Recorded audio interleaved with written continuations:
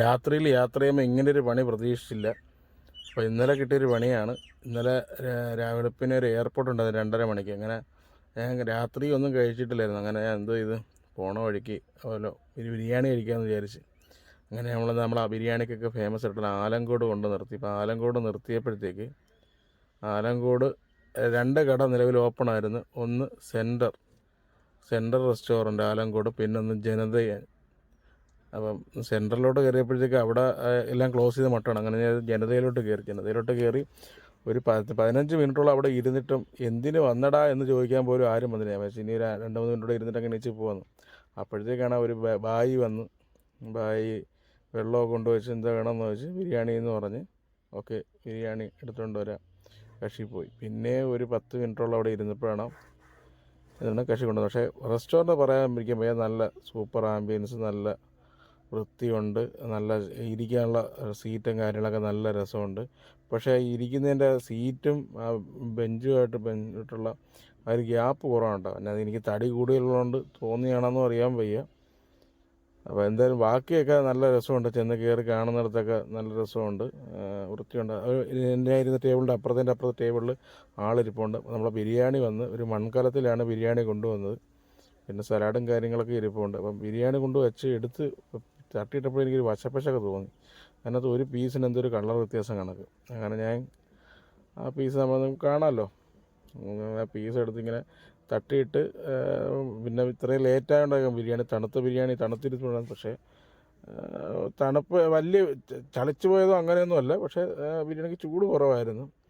അപ്പം ഞാനത് നോക്കിയപ്പോഴത്തേക്ക് എന്തോ അതിനകത്ത് കളർ വ്യത്യാസം ഒന്ന് നോക്കിയപ്പോഴത്തേക്ക് അതൊരു പീസ് ഒരു ഷവായിൽ നിന്ന് കട്ട് ചെയ്തെടുത്ത് ഷവായി അല്ലെങ്കിൽ ഗ്രിൽഡ് ആ ടൈപ്പ് പീസാണ്.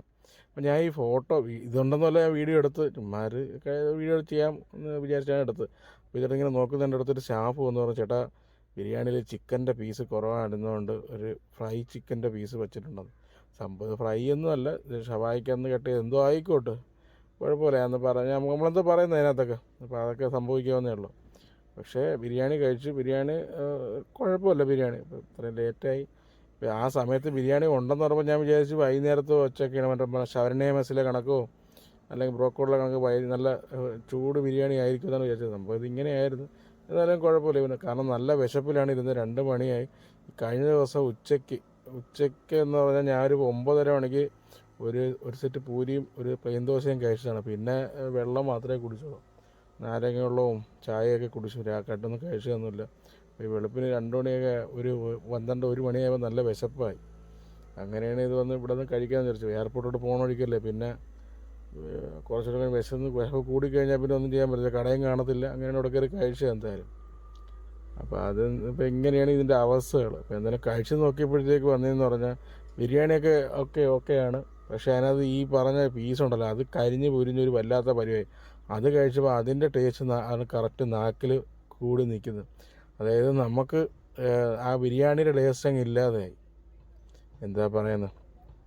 കാരണം അവിടെ നിന്ന് കഴിച്ചിറങ്ങി അവിടെ വെളിയിൽ വന്നപ്പോഴത്തേക്ക് ക്യാഷിൽ ഒരു ലേഡിയാണ് ഇരിക്കുന്നത്. അവരെന്തിന് വന്ന് നിങ്ങളെന്ത് ഒരു ബില്ല് കൊണ്ട് തരുക ഒന്നും ചെയ്തില്ല. ഈ സപ്ലയർ ബില്ല് കൊണ്ട് തരുക ഒന്നും ചെയ്തില്ല. നമ്മളെല്ലാം ഒരുമാതിരി അഗതികളുടെ പോലും അങ്ങനെയൊന്നും പെരുമാറാൻ പാടില്ല. അവർ രാത്രി റെസ്റ്റോറൻറ്റ് തുറന്നിട്ടുണ്ടല്ലേ നമ്മളെ പോലെ ആൾക്കാർ അവിടെ കയറുന്നത്. അപ്പം ബിരിയാണിക്ക് 140 160 ആണ് റേറ്റ് എന്ന് തോന്നുന്നു. ഞാൻ റേറ്റ് ചെയ്തതെന്ന് ചോദിച്ചു കൊടുത്തു. അപ്പോൾ ആ ക്യാഷ് ഇരിക്കുന്നവർ ചിരിക്കാനൊന്നും വേണ്ട. അവരുടെ ബിസിനസ്, കസ്റ്റമറാണ് അവരുടെ. എന്നാലും അവർക്ക് ബിസിനസ് ഉള്ളെന്ന രീതിയിലൊന്നും അല്ല അവരൊരു ബിഹേവിയർ. എന്തായാലും അവിടെ ഹോട്ടലിൽ ഒരിക്കലും കയറത്തില്ല. തിരിച്ചു വരുന്ന വഴിക്ക് ഞാനാണെങ്കിൽ ആ ടെക്നോപാർക്ക് ഫേസ് 3 അവിടെ നോക്കിയപ്പോഴത്തേക്ക് അവിടെ നമ്മളെ കുട്ടനാടനോ അങ്ങനെ ഒരു ബിരിയാണി ഷോപ്പ് ഉണ്ടല്ലോ, അത് തുറന്നിരിപ്പുണ്ട്. അത് കണക്ക് തന്നെ അതിനപ്പുറത്ത് ബ്രോക്കോഡ് അങ്ങനെ ഒരു നോട്ടില്ല, ഒരു തമിഴ് സ്റ്റൈൽ ബിരിയാണി ഉണ്ട്. അതും അവിടെ നല്ല തിരക്ക് കാണുന്നു. അത് രണ്ടും തുറന്നിരിപ്പുണ്ടായിരുന്നു.